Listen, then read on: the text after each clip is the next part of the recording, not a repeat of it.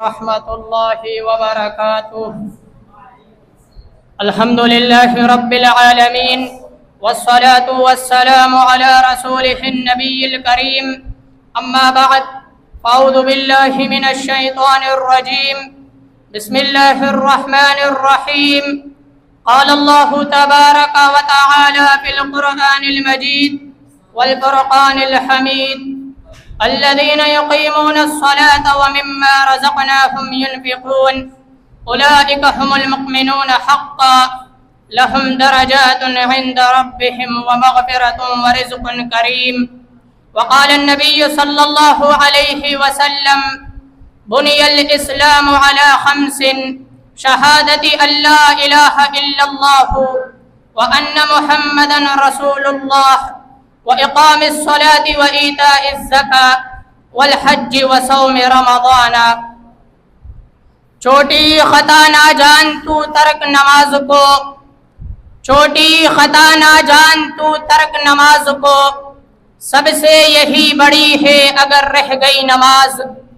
مانا تیری کلائی میں یہ ہے قیمتی گھڑی، مانا تیری کلائی میں یہ ہے قیمتی گھڑی، بیکار یہ گھڑی ہے اگر رہ گئی نماز۔ حضرات ذی وقار، نماز اسلام کے 5 ستونوں میں سے ایک اہم ستون ہے۔ نماز بدنی عبادتوں میں سب سے افضل عبادت ہے۔ نماز انسان کو بلند ترین درجہ تک پہنچانے کا ذریعہ ہے۔ الصلاۃ معراج المؤمن، نماز مومن کی معراج ہے۔ حضرات غور فرمائیے، اللہ تبارک و تعالی نے ہر چیز کا حکم وحی کے ذریعے اللہ تبارک و تعالی نے ہر چیز کا حکم وحی کے ذریعے نازل فرمایا، لیکن نماز ایک ایسا اہم فریضہ اور عظیم الشان تحفہ ہے کہ جسے اللہ تعالی نے وحی کے ذریعے زمین پر نہیں بلکہ پیغمبر خیر الورا کو آسمانوں کی بلندیوں پر بلا کر عطا فرمایا۔ نماز سے دلوں کو سکون و قرار حاصل ہوتا ہے۔ نماز اللہ کے قریب ہونے کا ذریعہ ہے۔ قیامت کے دن سب سے پہلا اور لازمی سوال انسان سے نماز کا ہوگا۔ سامعین محترم، اللہ رب العالمین نے قرآن مجید میں کئی مقامات پر اپنے بندوں کو نماز قائم کرنے کا حکم دیا ہے، کیونکہ نماز انسان کو تمام برائیوں سے روکتی ہے۔ جیسا کہ قرآن مجید میں اللہ رب العالمین کا فرمان ہے: ان الصلاۃ تنہی عن الفحشاء والمنکر۔ اسی طرح سورۃ الطٰہٰ میں اللہ رب العالمین کا فرمان ہے: وَأَقِمِ الصَّلَاةَ لِذِكْرِي۔ اسی طرح ایک اور مقام پر اللہ رب العالمین کا فرمان ہے: إِنَّ الصَّلَاةَ كَانَتْ عَلَى الْمُؤْمِنِينَ كِتَابًا مَوْقُوتًا۔ اللہ تعالیٰ نے اپنے بندوں کو نماز پر پابندی کرنے کی تلقین اس لیے کر رہا ہے تاکہ اس کے بندے ضلالت و گمراہی کے دلدل میں نہ پھنسے اور حق کی راہ پر گامزن رہے اور تمام تر مصیبتوں سے بچے رہے۔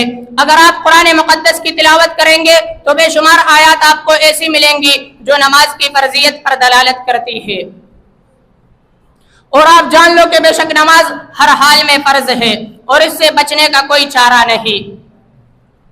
حضرات ذی وقار، نماز کی اہمیت اس قدر زیادہ ہے کہ نبی اکرم صلی اللہ علیہ وسلم نے اپنے وفات کے وقت امت کو جن چیزوں کی وصیت فرمائی ان میں سے سب سے زیادہ تاکید نماز کی فرمائی۔ سیدنا عبداللہ بن مسعود رضی اللہ تعالی عنہ فرماتے ہیں کہ میں نے اللہ کے رسول سے سوال کیا کہ اللہ تعالیٰ کو کون سا عمل سب سے زیادہ محبوب ہے؟ تو نبی علیہ السلام نے فرمایا: الصلاۃ لوقتہا، نماز کو اس کے مقررہ وقت پر پڑھنا۔ ایک اور روایت میں رسول اللہ صلی اللہ علیہ وسلم نے فرمایا: من صلی البردین دخل الجنہ، جو شخص 2 ٹھنڈی نمازیں پڑھے وہ جنت میں داخل ہوگا۔ سیدنا ابو ہریرہ رضی اللہ تعالی عنہ بیان کرتے ہیں کہ ایک دیہاتی رسول اللہ صلی اللہ علیہ وسلم کے پاس آیا اور کہا کہ مجھے ایسا عمل بتاؤ اگر میں اسے کروں تو میں جنت میں داخل ہو جاؤں۔ تو نبی علیہ السلام نے فرمایا: تعبد اللہ ولا تشرک بہ شیئا وتقیم الصلاۃ المکتوبۃ، اللہ تعالیٰ کی عبادت کر اور اس کے ساتھ کسی کو شریک نہ ٹھہرا اور فرضی نماز ادا کر۔ ایک اور روایت میں رسول اللہ صلی اللہ علیہ وسلم نے نماز کے متعلق ارشاد فرمایا: ما من مسلم يتوضأ فيحسن وضوءه ثم يقوم فيصلي ركعتين مقبل علیہما بقلبہ ووجہہ الا وجبت لہ الجنہ۔ حضرات ذی وقار، نماز ایک ایسا نیک عمل ہے کہ جس کے پڑھنے سے اللہ رب العالمین تمام گناہوں کو معاف کر دیتا ہے۔ اللہ تعالیٰ نے تمام انبیاء کو نماز پڑھنے کا حکم دیا۔ اللہ تعالیٰ نے اسماعیل علیہ السلام کی تعریف کرتے ہوئے ارشاد فرمایا وَكَانَ يَأْمُرُ أَهْلَهُ بِالصَّلَاةِ وَالزَّكَاةِ وَكَانَ عِندَ رَبِّهِ مَرْضِيًّا۔ موسیٰ علیہ السلام نے اللہ تعالیٰ سے براہ راست گفتگو کی اور توحید کے بعد اللہ تعالیٰ نے سب سے پہلے نماز ہی کو فرض کیا۔ اننی انا اللہ لا الہ الا انا فاعبدنی واقم الصلاۃ لذکری۔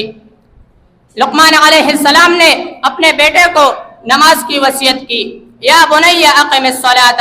اسی طرح ابراہیم علیہ السلام نے اللہ رب العالمین سے دعا کی رب اجعلنی مقیم الصلاۃ ومن ذریتی ربنا وتقبل دعاء۔ اللہ رب العالمین سے دعا ہے کہ وہ باری تعالی ہمیں نماز کی پابندی کرنے کی توفیق عطا فرمائے۔ آمین۔ وآخر دعوانا ان الحمد للہ رب العالمین۔